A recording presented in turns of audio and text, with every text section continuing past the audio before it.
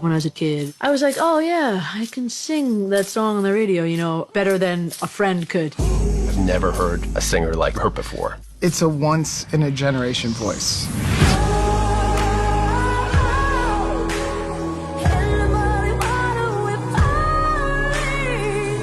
I had these 3 songs the label wanted to hear, and they're like, these are really great, but we're not going to keep you on the label, so they dropped me. In our darkest moments, when things were not always going the best, I said, don't worry, we're in this ditch together, this will work. You guys want something? I came from a family of lawyers and doctors, so I didn't think I'd be a musician. Something artistic was nipping at my back. Oh yeah, all right. Even though I didn't become a doctor, the RX is the song. I've had 7 record deals as an artist, 4 major label deals and 3 indie deals. Getting signed once, being dropped alone, like most people give up. I had no intention on being an artist. I thought that part of myself was like kind of done. 2010, my best friend told me about this girl who he saw at Sayers named LP. I went every Thursday night just to sing cover songs.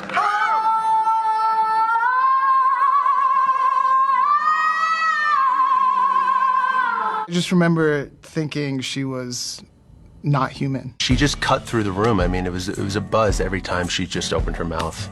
I knew I needed to be in business with her. And then I said, you know what? The world deserves to hear your gift. I honestly think you should try to be an artist again. I really would like to manage you. The next year, I got signed to another record deal. I put out a live record, and it had a really nice response, and I started touring, and that was going really well. And then I had these 3 songs the label wanted to hear, so I played them these 3 songs.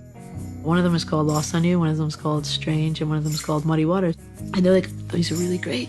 That's fantastic, but we're not going to keep you on the label. So they dropped me. I was like, wow.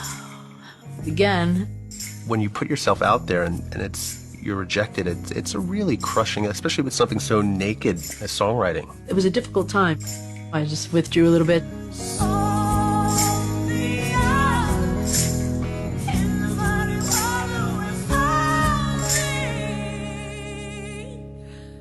My subconscious kind of went like, just write more songs, write another record. If you're truly an artist, you're not waiting for applause. And then, you know, one man's trash is another man's treasure. 2016, Lost on You got licensed by a different label in Greece. Contacted me through Instagram, believe it or not. And the next thing I know, my song was charting in Greece and then Italy. And it went to #1 in like almost 17 countries. It just completely spread. Just like watching a firework just go off.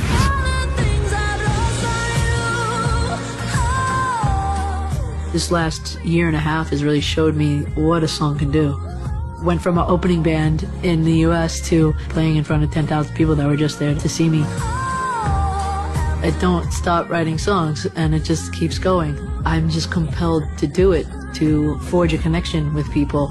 If you've been signed to several labels and it didn't work out, you have to be determined. You have to have mental strength to keep on pursuing your dream. It's made me a very strong individual. That rush of knowing you wrote something that you feel like will be in someone's playlist maybe for their whole life. It's the greatest feeling in the world.